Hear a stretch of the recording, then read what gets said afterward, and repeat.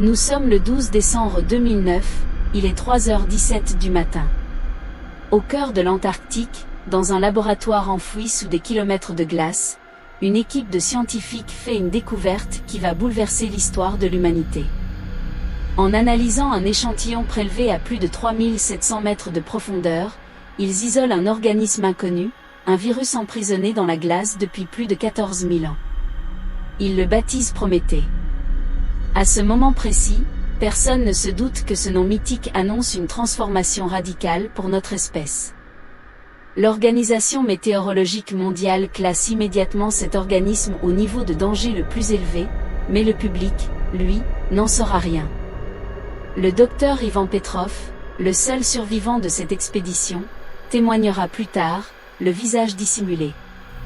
Il expliquera que ce virus n'est pas comme les autres. Prométhée ne tue pas, il réécrit littéralement notre code génétique. En laboratoire, les premières cellules humaines exposées au virus ne meurent pas, elles se transforment. Les sujets développent une résistance physique hors du commun, une force et une régénération cellulaire accélérée.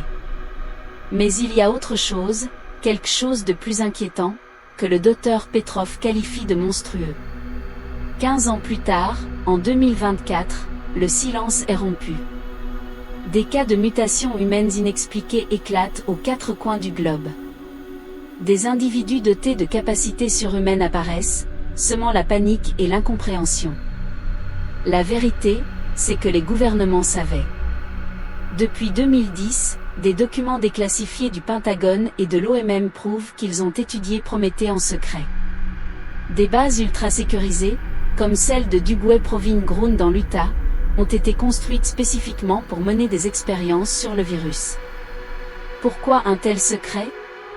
Une théorie commence à émerger, aussi terrifiante que plausible, Prométhée ne serait pas un virus naturel.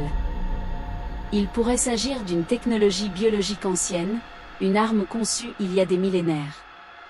Un rapport militaire datant de 2023 vient renforcer cette hypothèse, mentionnant des sujets Prométhée repérés en Sibérie, bien avant l'émergence publique du phénomène.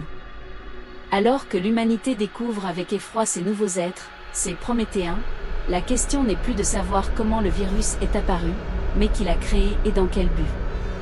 Le docteur Sophie Laurent, une virologue française membre de l'équipe originale, a disparu en 2011 peu de temps après avoir tenté de lancer l'alerte. Avait-elle découvert la vérité sur l'origine du virus ? Une chose est sûre, une nouvelle ère a commencé. Une ère où la définition même de l'humanité est sur le point de changer pour toujours. Merci de m'avoir suivi, n'oubliez pas de vous abonner pour ne rien manquer de nos prochaines enquêtes.